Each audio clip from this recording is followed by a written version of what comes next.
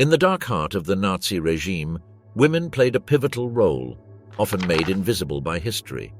From wives who perpetuated the myth of the Aryan mother to daughters who fervently embraced propaganda, they had their influence and complicity in a system that glorified racial supremacy and total domination. Ilse Pröll was born on June 22, 1900, into a wealthy family, where her father, Friedrich Pröll, a renowned doctor, instilled in her a love of culture and knowledge.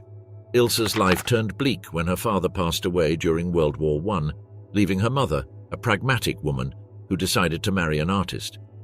This new home was not entirely conventional, but Ilse was immersed in an environment that, although distant from the rigidity of her childhood, was filled with colors and nuances. Over time, she became one of the first women to have the opportunity to study at the University of Munich. That institution, full of nationalist fervor, became the backdrop for his meeting with Rudolf Hess in April 1920. It was an encounter marked by an attraction that germinated in a turbulent context. In those days, post-war Germany was struggling to find its identity.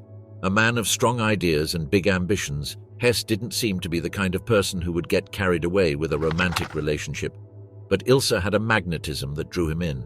His involvement in the National Socialist German Workers' Party had begun a few years earlier, at the beginning of the decade, a step that ironically would change the course of his life. Adolf Hitler's influence on his life was inescapable. The friendship between Hess and the Führer deepened, and his relationship with Ilse was encouraged by Hitler, who often saw Ilse as an important figure in Hess's entourage. Their marriage, celebrated on December 20, 1927, was an act more than a simple loving union. Hitler himself served as godfather at the birth of his only son, Wolf Rüdiger, who came into the world on November 18, 1937. The years leading up to World War II were a mixture of splendor and ominous expectation. Ilse felt fulfilled in her role as the wife of a senior Nazi official, always dressed elegantly and assiduously present at party events. However, the shadow of war loomed over Europe, and the atmosphere became tense. His loyalty to Rudolf was evident, but the story turned dark on May 10, 1941, when Rudolf Hess took a flight to Scotland, hoping to negotiate peace with the British. Ilse's return home was abrupt. On the morning of May 14th, German radio broadcasts announced his capture, and the world he had known fell apart.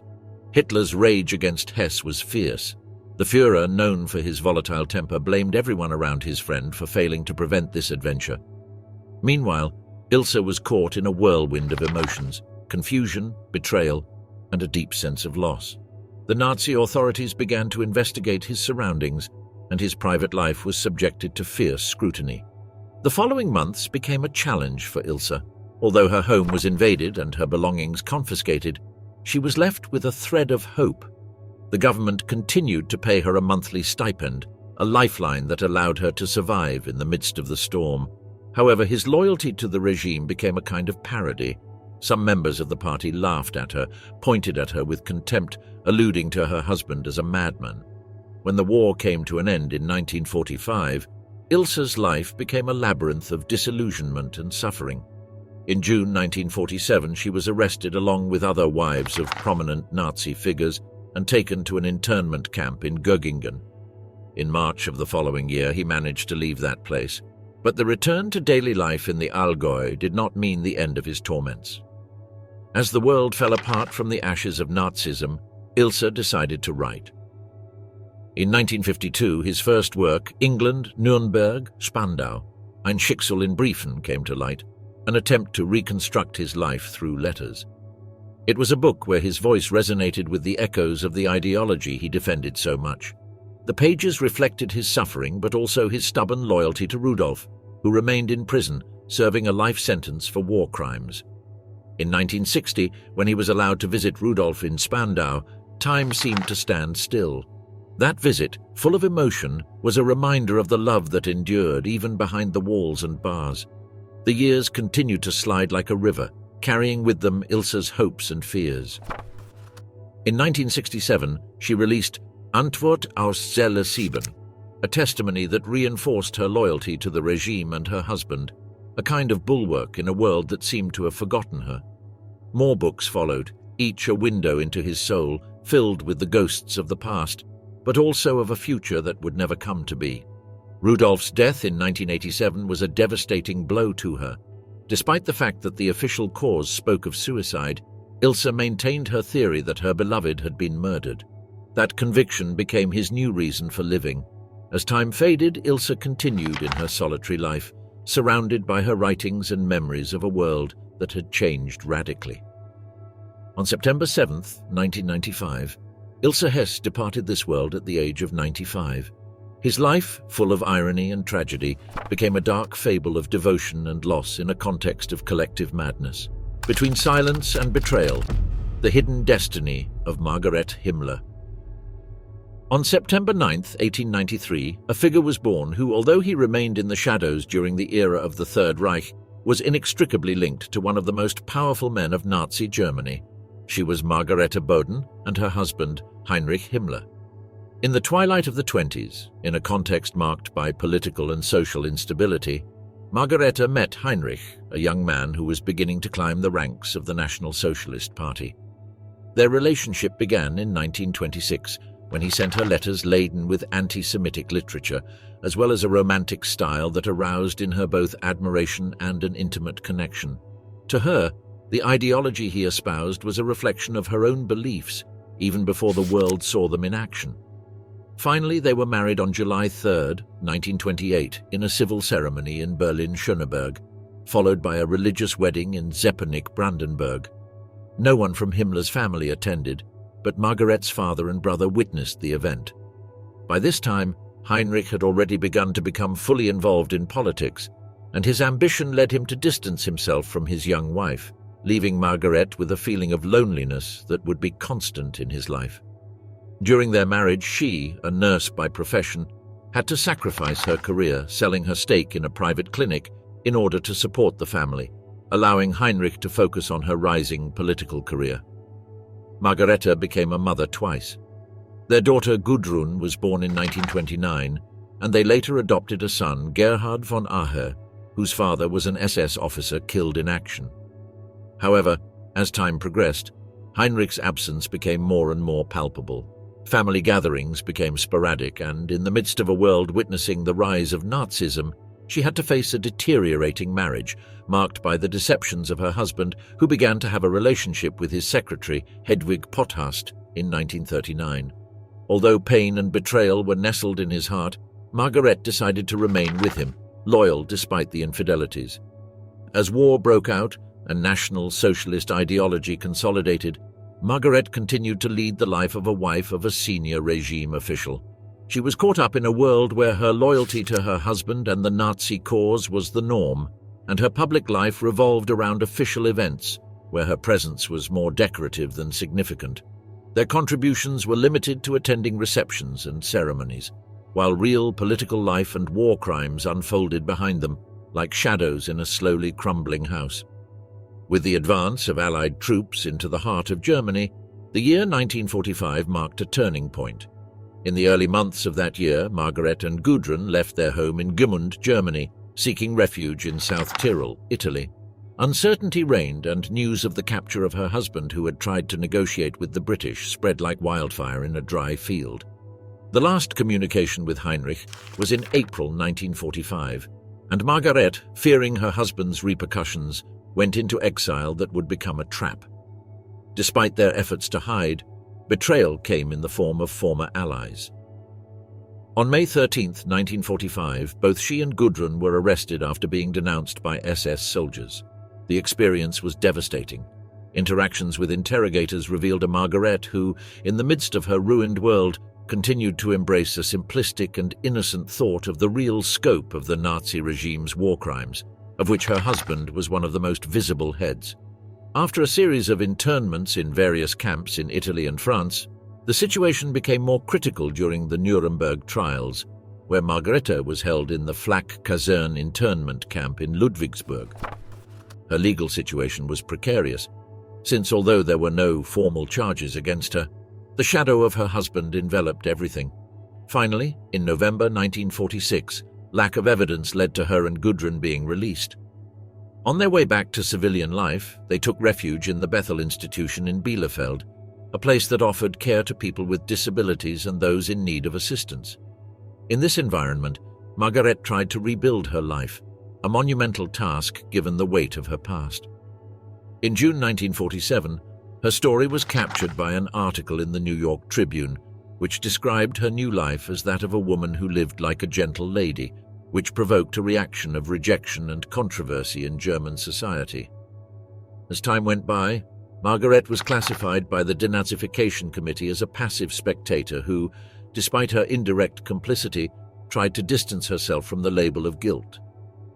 As the years passed, her daughter Gudrun moved to Munich, while Margareta moved to live with her sister Lydia in Hepen, Germany.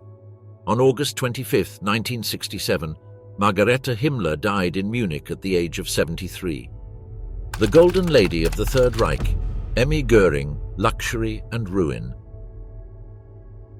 Emmy Johanna Henny Sonnemann was born on March 24, 1893 in Hamburg, Germany. Her childhood was spent in a wealthy home, which allowed her to access an education and cultural life that would later influence her acting career. From a young age, he showed a penchant for art and acting, debuting at the prestigious National Theatre in Weimar, where he played characters that fascinated the public. In 1916, at the age of 23, she married actor Karl Köstlin, but this union ended in divorce in 1926, as the differences in personality and professional goals proved to be insurmountable. From that moment on, her life took an unexpected turn. In the early 1930s, as political tensions in Germany began to escalate, Emmy met Hermann Göring, a man who, despite his youth, was already prominent in the Nazi Party. Their relationship began in an environment of mutual interactions and shared friendships, and quickly escalated. In a display of ostentation on April 10, 1935, Emmy married Göring, shortly after the death of his first wife, Karin. This marriage catapulted her into public attention, becoming the First Lady of the Third Reich, with Adolf Hitler as a witness to their union. Emmy's life was radically transformed. It was no longer just about attending galas and performing. She was the hostess of state banquets, the one smiling next to her husband, the commander-in-chief of the Luftwaffe. Glamour and luxury surrounded her, enjoying the life her husband offered her with their daughter Edda, born on June 2, 1938. Edda, whose name was said to be a tribute to Benito Mussolini's daughter, became a symbol of the continuation of the lineage of a family that represented the regime's elite. However, Emmy's life was not just a parade of glories and social events. As the Nazi regime consolidated its power, so did rivalries within it. Emmy was in a constant tug-of-war with Eva Braun, Hitler's partner. While she moved with a confidence that bordered on arrogance, the relationship with Eva was tense, marked by encounters in which sarcasm and irony were commonplace. This clash of egos caused Emmy to be excluded from certain meetings and events, a snub she wouldn't easily forget. It is even said that the Führer himself served as a mediator between the ladies to smooth out rough edges. The war brought with it a change in the atmosphere. In the final years of the conflict, as Nazi victory became increasingly elusive, Emmy and Hermann's marriage began to break down.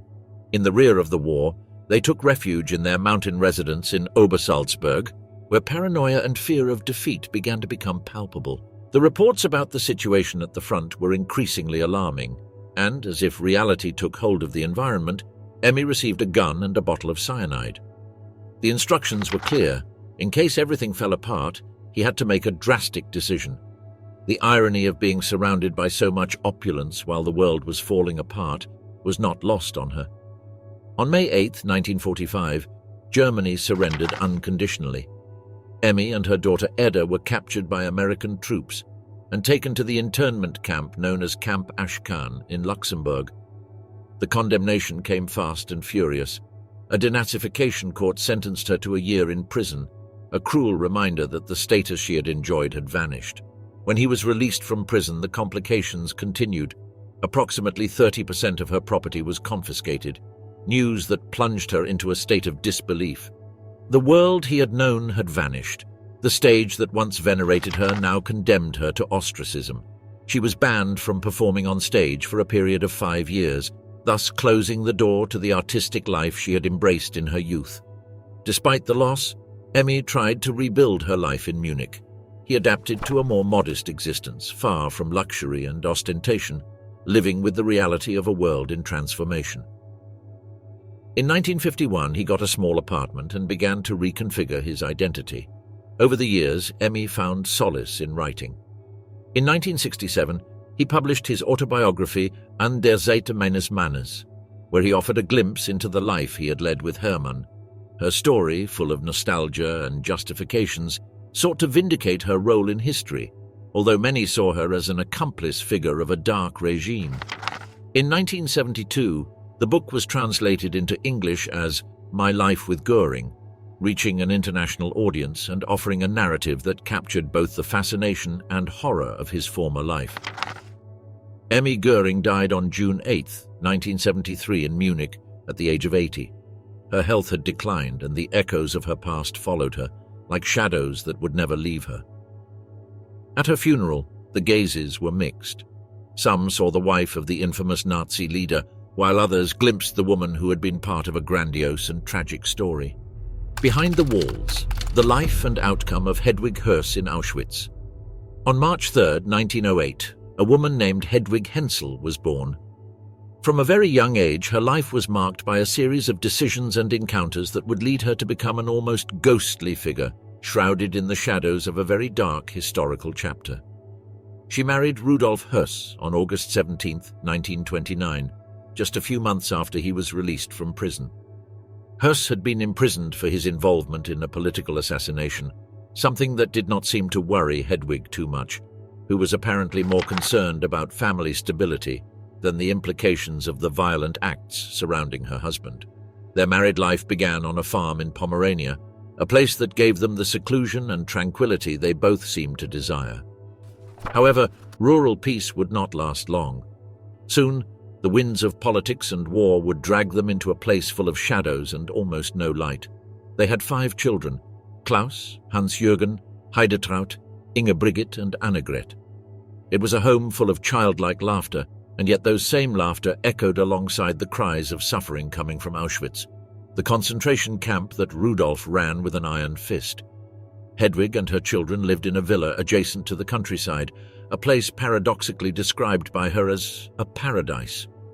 From the windows of his villa, the chimneys of the crematoria were barely visible. A concrete wall, erected strategically, blocked any possible uncomfortable views. It was a kind of protective wall, not only for her children but for her, who preferred to keep her family life completely separate from the atrocities that were experienced on the other side of the wall. While Rudolf Höss coordinated the machinery of genocide, Hedwig was dedicated to organizing dinners and receiving senior Nazi officials in her home, such as Hans Frank and Adolf Eichmann. The contrast could not have been starker. While the camp's prisoners died in unimaginable numbers, Hedwig served coffee on the terrace of her villa, accompanied by her children who played without any worries. Over the years, the question of how much Hedwig really knew about the horrors occurring at Auschwitz has been debated. Some argue that their ignorance was deliberate, a conscious act of blindness to protect their fragile bubble of normalcy. Others suggest that while it was impossible not to perceive what was happening, Hedwig chose to look the other way, prioritizing the protection of her children and her own comfort. After all, they lived a privileged life within the bubble of Nazism, far from the miseries that were suffocating Europe. As the war progressed and the collapse of the Nazi regime became inevitable, Hedwig and her family's life changed dramatically. Rudolf, increasingly cornered by the tide of defeat, fled his post at Auschwitz and hid under a false identity. Meanwhile, Hedwig was captured by British intelligence in March 1946. He worked in a sugar factory in St. Michaelistan, trying to hide his connection to the now infamous commandant of Auschwitz. During the interrogation, Hedwig first tried to deceive her captors, claiming that her husband had died. However, after several days of pressure, he finally revealed Rudolf's location, which led to his capture. The outcome for Rudolf was swift and brutal. He was hanged in April 1947 right in Auschwitz, the camp he had overseen, and where some of the worst atrocities of the Holocaust had been committed. Her husband's execution left Hedwig a widow, scarred for life by the legacy of the crimes he had perpetrated. Although she was never convicted of war crimes, the shadow of Auschwitz always accompanied her. After Rudolf's execution, Hedwig sought to rebuild her life away from Germany, where the weight of her family name was an unbearable burden. She eventually jumped the pond, arriving in the United States, where she tried to live a quieter and more anonymous life, accompanied by some of her children who had also managed to escape the stigma. In September of 1989, at the age of 81, Hedwig died while visiting one of her daughters in Arlington. His death was almost silent, a shadow fading into the distance, far from the atrocities that had defined much of his adult life. Under the seal of betrayal, the story of Gerda Bormann. Gerda Buch was born on October 23, 1999, the daughter of Walter Buch, a high-ranking military officer who had served in World War I. From his youth, he grew up under the influence of National Socialism. Nazi ideology was breathed in her home, and that shaped her deeply. She was just a teenager when she met Adolf Hitler, who immediately became an omnipresent figure in her life. To Gerda, he was not only the leader of the movement that would change Europe, but she affectionately called him Uncle Adolf. That closeness marked the beginning of a life among the Nazi power elites, where personal and political destinies were intertwined with the horrors of history.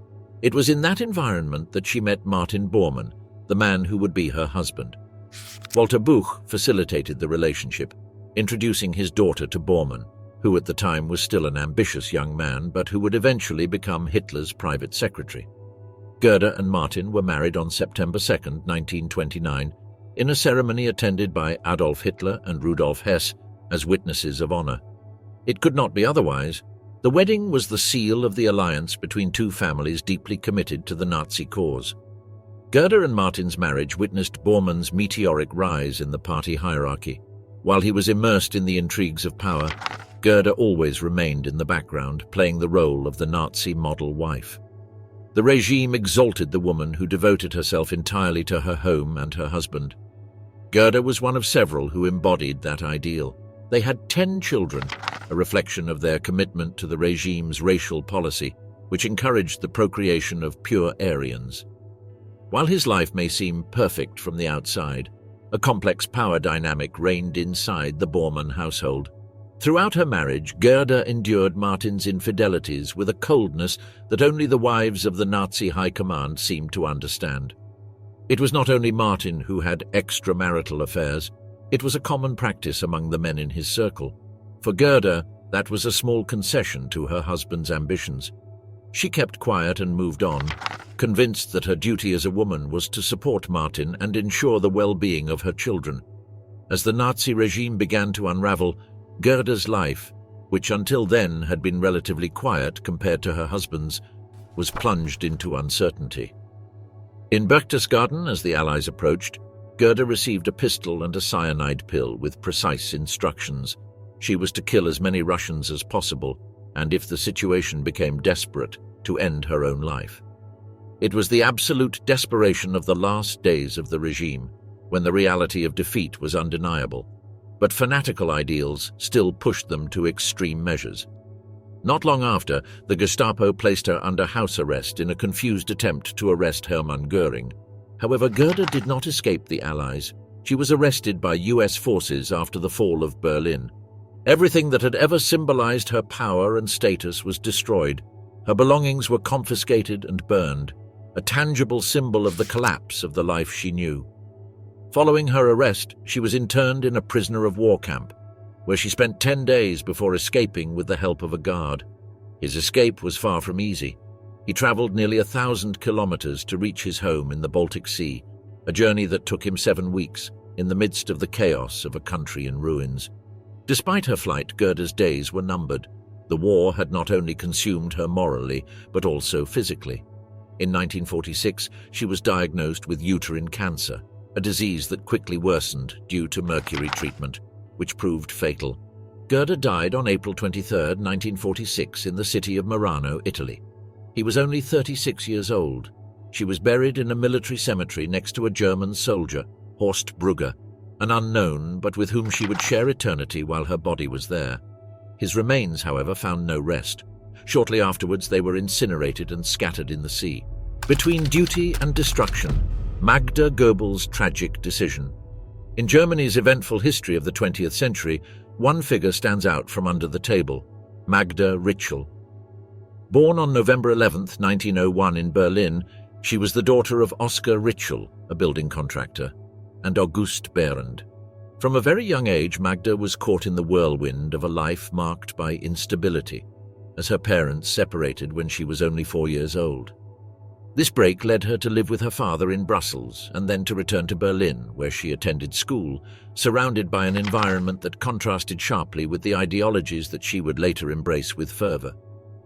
Magda's life would take an unexpected turn in 1930 when she crossed paths with Joseph Goebbels, a charismatic orator and fervent member of the Nazi Party. It was at a political meeting where she was captivated by the force of his words.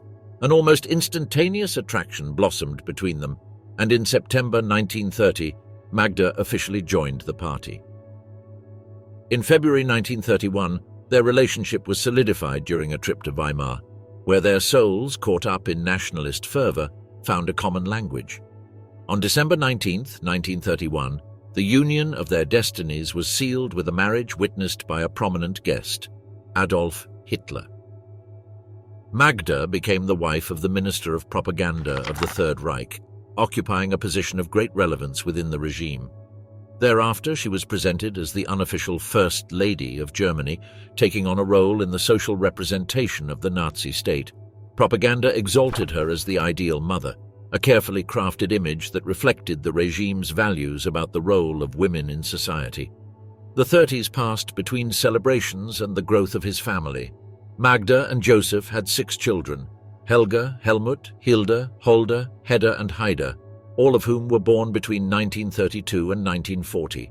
However, the facade of family happiness hid the cracks of a tumultuous relationship.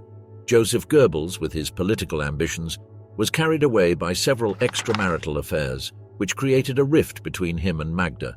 Despite this, she remained loyal, even in the darkest moments of the war when the shadow of defeat loomed over the country. As the conflict intensified, Magda began to experience deep unease about the direction things were taking.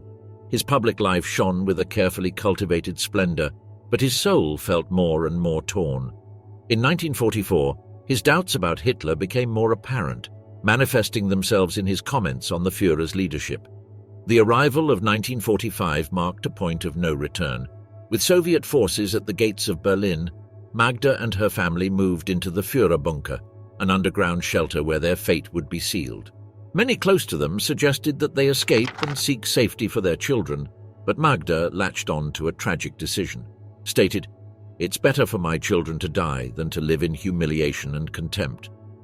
Thus, in a cruel irony, his loyalty to Hitler and the horror of his situation were intertwined in an unimaginable way. On May 1, 1945, Magda and Joseph set the scene for a heartbreaking farewell. In an atmosphere of desperation, they took their 6 children to a room.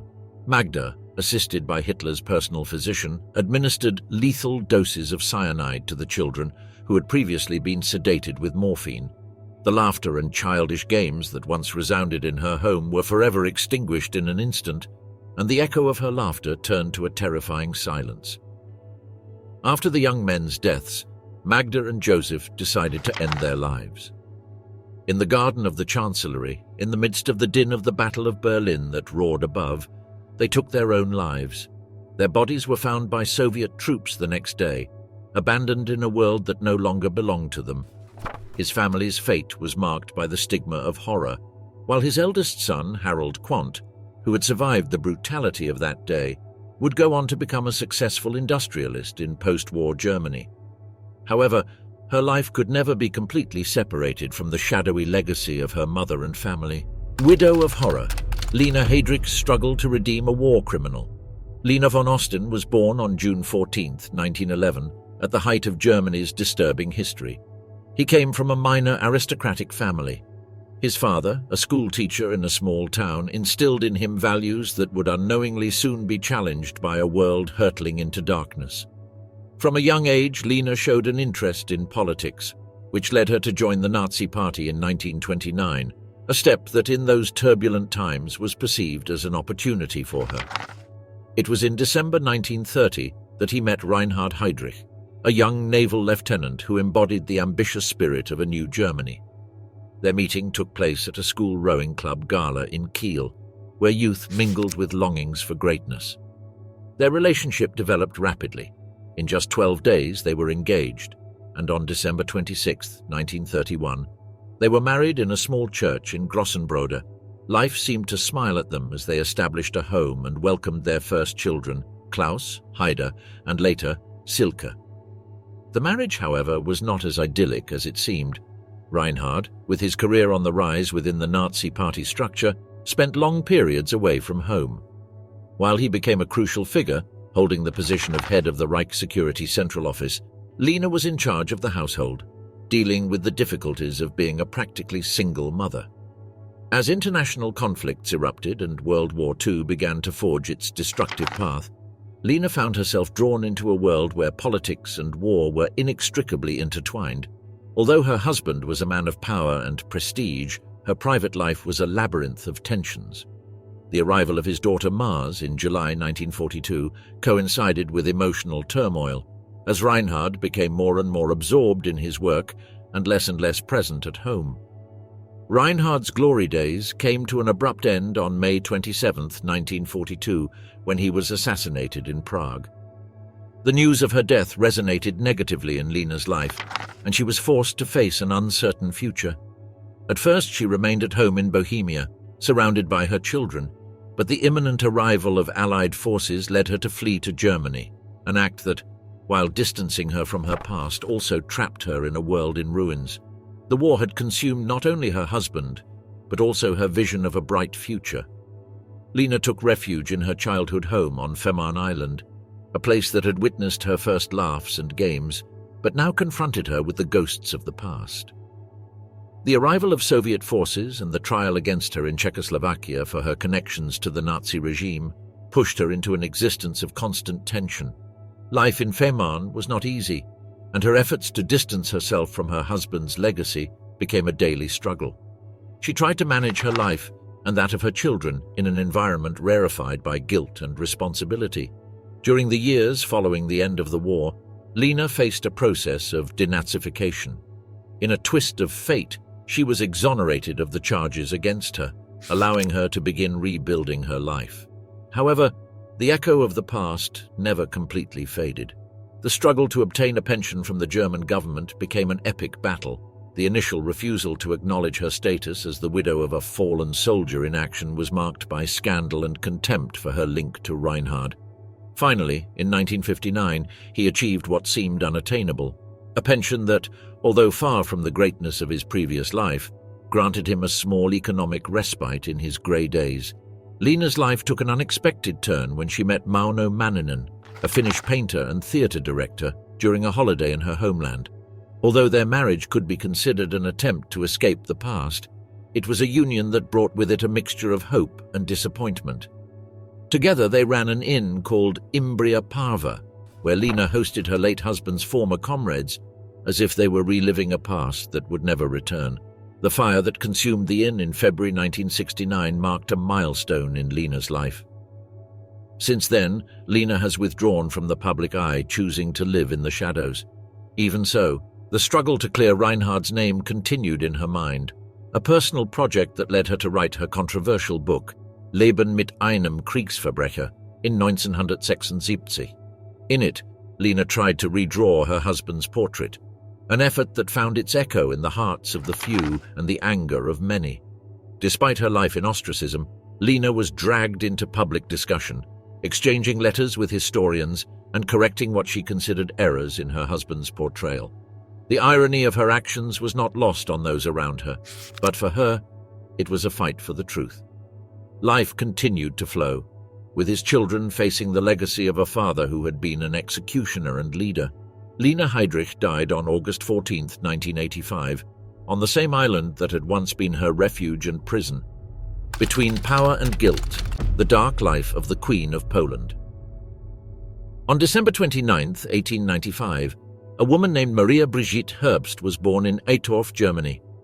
During her childhood, she grew up in a modest home where economic difficulties marked her day-to-day life. She soon left school to work as a stenographer and secretary at various institutions, including the University of Munich. She was a young woman with few ambitions, enjoying the small pleasures of life, while navigating a world that was becoming increasingly complex. It was in May 1924, during his work in the Bavarian parliament, that he met a young man named Hans Frank, a law student who was beginning to make his way into the Nazi Party. He, a man with political ambitions, came before her with an air of ambition and confidence that Brigitte found intriguing. The marriage came quickly on April 2, 1925. The union was, in many ways, a game of opposites. Brigitte, often described as a cold Prussian, possessed a practical and focused disposition, while Hans was more sentimental and given to emotional ups and downs. Their differences soon became apparent. Although she never joined the Nazi Party or showed interest in ideology, she knew how to move in the environment of power that her husband was beginning to inhabit. In private, he even indulged in irony, mocking Hitler and the excesses of the regime. But her ability to laugh at the chaos around her was nothing more than a mask that hid the internal tumult her marriage faced. As Hans Frank rose within the Nazi regime, Brigitte found herself in a position of privilege, known in certain circles as the Queen of Poland, following her husband's appointment as Governor-General of Poland in October 1939. They moved to the imposing Wawel Castle in Krakow, where they enjoyed an opulent lifestyle. In this environment, Brigitte showed a remarkable lack of empathy towards the suffering that surrounded her.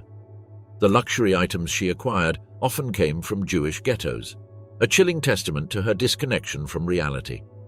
The Franks' marriage continued with ups and downs. The arrival of his 5 children, Sigrid in 1927, Norman a year later, Brigitte in 1935, Michael 2 years later, and Nicholas in 1939 further complicated the family dynamic. Although the home should have been a refuge, it became an emotional battleground.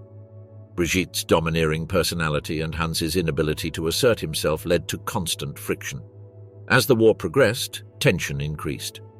In 1942, when Hans hinted at his desire to leave her for his former love, Lily Groh, Brigitte fought with all her might to maintain her status.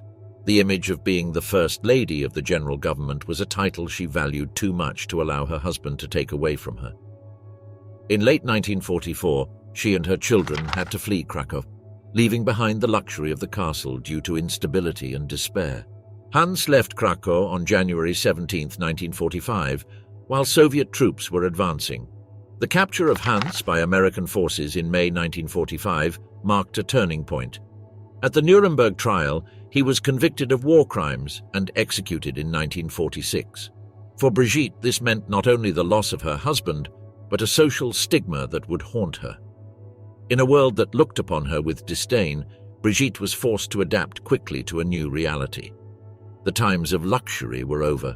Poverty hit the family hard, and the help of Cardinal Michael von Faulhaber became their momentary salvation.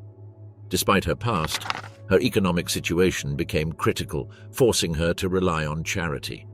Life became even bleaker when, in May 1945, a group of Polish forced laborers attacked their home. However, fate, in an ironic twist, forgave them when they discovered that there was wine in the house. Such absurd situations became the daily bread for a woman who had known power and glory. Still interned in a camp in Augsburg-Göggingen along with other wives of prominent Nazis, Brigitte formed friendships with women who lived parallel realities, such as Ilse Hess and Emmy Göring. In those conversations, remorse never found a place, even though their husbands had been responsible for countless atrocities. During the 1950s, Brigitte faced a constant struggle for survival. Eventually, she had to embark on a new path, running a low-cost guest house where scarcity became her new companion. His life faded into the gloom of insignificance, while the world continued to turn without stopping to look back. Brigitte Herbst Frank died on March 9, 1959 in Munich, at the age of 64. Iron conviction, the end of the woman who defined Nazi femininity. Gertrude Scholz-Klink was born on a cold February day in 1902, in a Germany still scarred by the shadows of defeat in World War I. Her family, although not aristocratic, taught her from a young age the values of duty and discipline. In 1929, when extremist ideas were beginning to flourish in the withered garden of German politics, Gertrude joined the Nazi Party. It was a time when women were seen as caregivers, but Gertrude had ambitions that went beyond the boundaries of the home. In 1933, his rise was meteoric. She became the leader of the National Socialist Women's League, a position that would place her at the epicenter of the regime's gender policy. Under his command, the League promoted the famous triangle of Nazi women's lives: Kinder, Kirche, and Küche.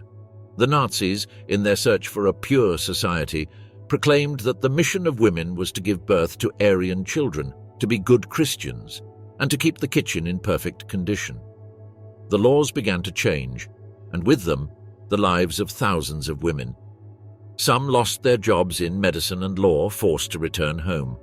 It was a blow to modernity and independence, but Gertrude smiled in her role as executor of this return to the natural. In 1939, when war began to loom on the horizon, the contradictions of his policy became apparent. As casualties mounted, the need for labor drove women back into the workforce, despite Gertrude's efforts to keep them at home. The story is curious, he thought, a tug-of-war between patriotic duty and practical necessity. Nevertheless, she remained steadfast in her beliefs.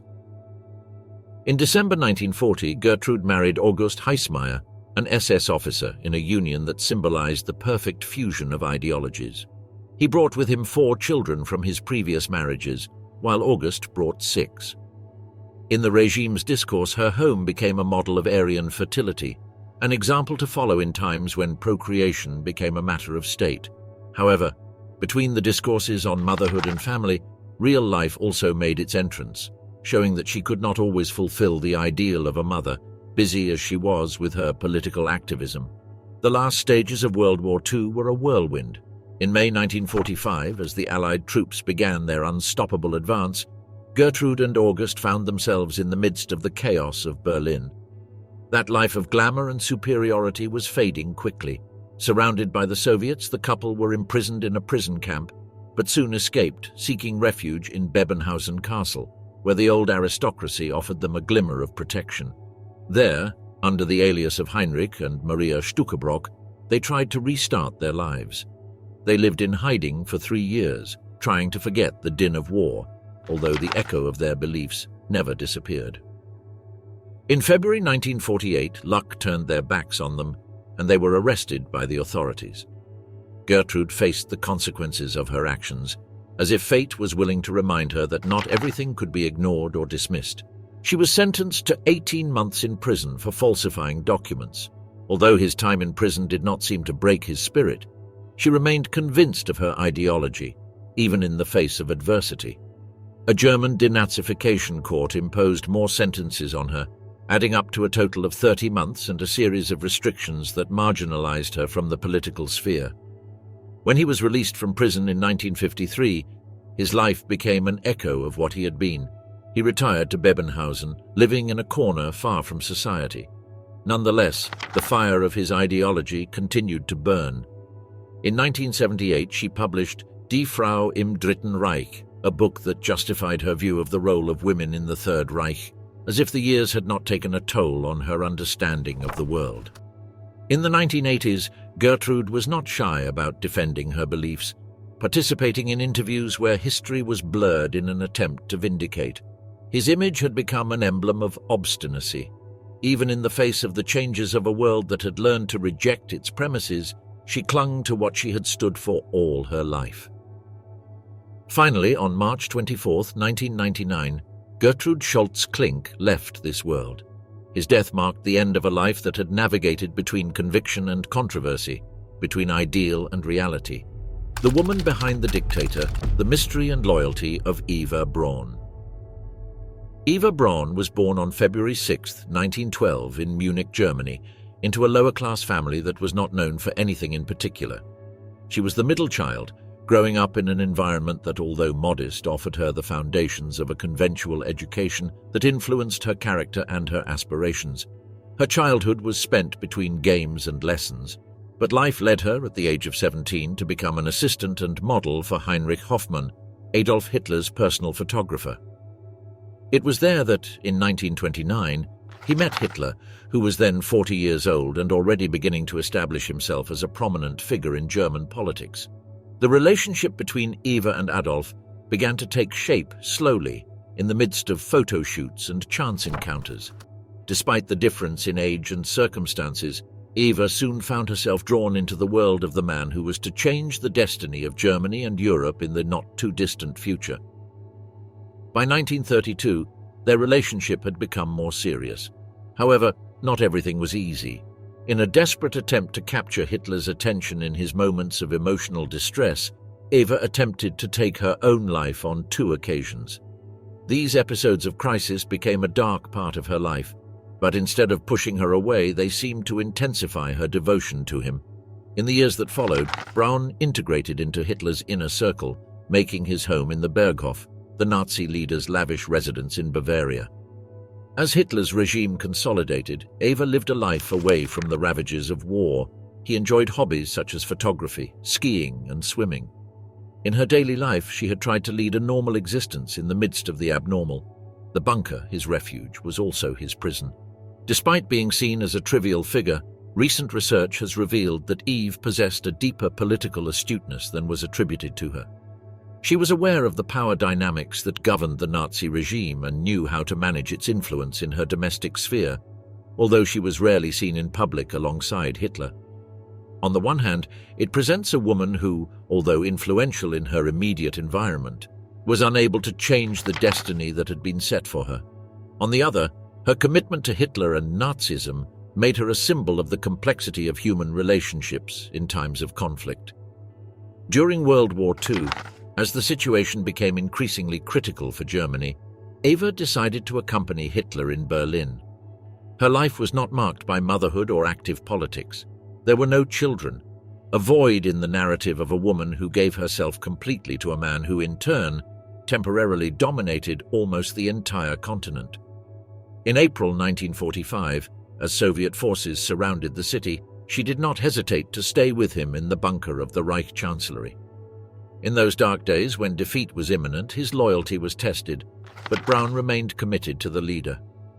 Still in the midst of the chaos on April 29th, in an almost improvised civil ceremony, Eva and Adolf married, an act that in his mind sealed their bond in the darkest moments of history. The next day became the end of his story. On April 30th, 1945, in desperation of an irremediable situation, both decided to end their lives. Eva chose cyanide, while Hitler opted for a bullet.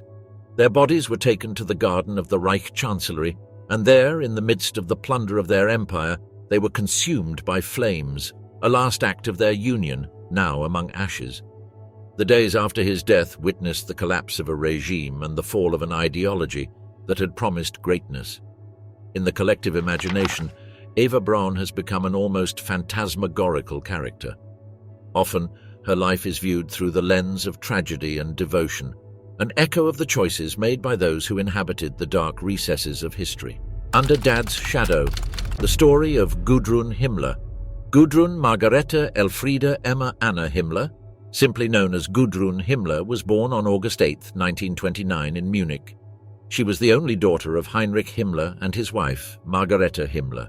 From a young age, her life was marked by the privileges derived from the position of her father, the Reichsführer SS, and Minister of the Interior of Nazi Germany. Gudrun's childhood was spent in a wealthy environment, surrounded by luxuries that her family obtained thanks to her father's privileged position in the Nazi regime. She was a cheerful girl, who was often called Puppy in the privacy of her home. Her relationship with Heinrich Himmler was very close, and she adored him unreservedly. She often accompanied him on official visits, some of which included tours of concentration camps, places where human pain was a constant. But Gudrun, in his innocence, only remembered the flowers, the gardens, and the beauty of the places he visited with his father. In his diary, he wrote about how he appreciated the works of art created by the prisoners, without understanding the true background of what they showed him. In May 1945, as the war was drawing to a close, Gudrun and her mother, Margaret, took refuge in northern Italy, where they tried to escape the chaos that plagued Germany. However, shortly thereafter they were arrested by US troops and held in custody. For years, Gudrun had to endure detention and interrogation, testifying at the Nuremberg trials, where the Holocaust machine was exposed to the world. Although her father committed suicide before he was captured, questions about his actions and responsibilities did not cease to haunt her. Gudrun never renounced her father, much less the ideology he represented.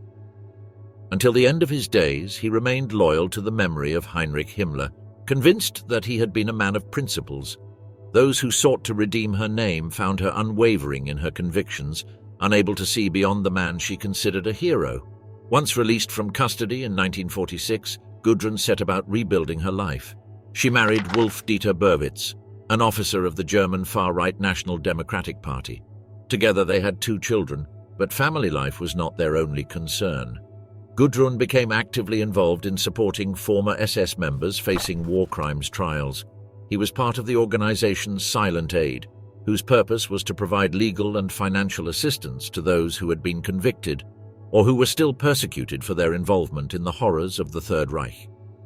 Through this group, Gudrun helped individuals such as Klaus Barbie, known as the Butcher of Lyon, responsible for the torture and death of dozens of people during the Nazi occupation of France. He also assisted Anton Maloth, a war criminal convicted of his brutality in the Theresienstadt concentration camp. The irony was not lost on those who observed the resurgence of figures like Berwitz in the German political landscape, and some began to refer to her as the Nazi Princess, a nickname that she despised but failed to hide the central role she played in post-war neo-Nazi networks.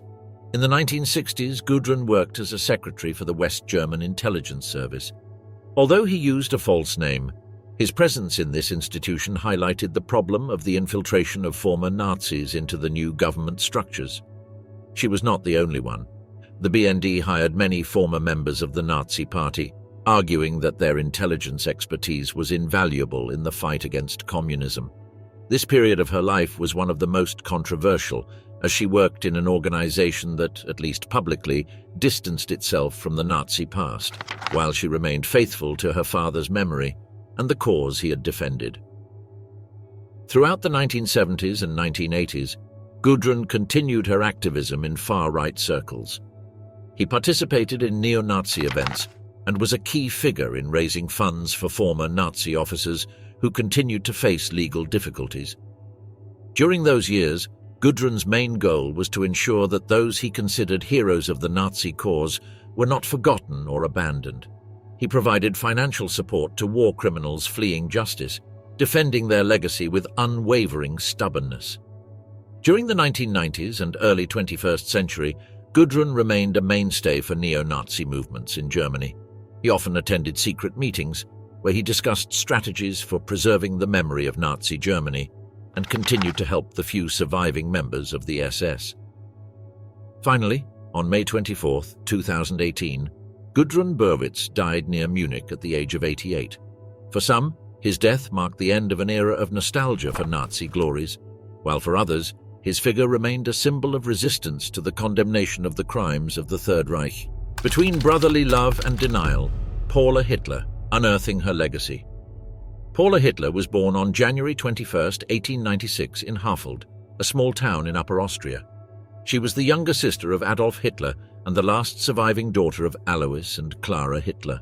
From her childhood, Paula experienced a life marked by tragedy and uncertainty.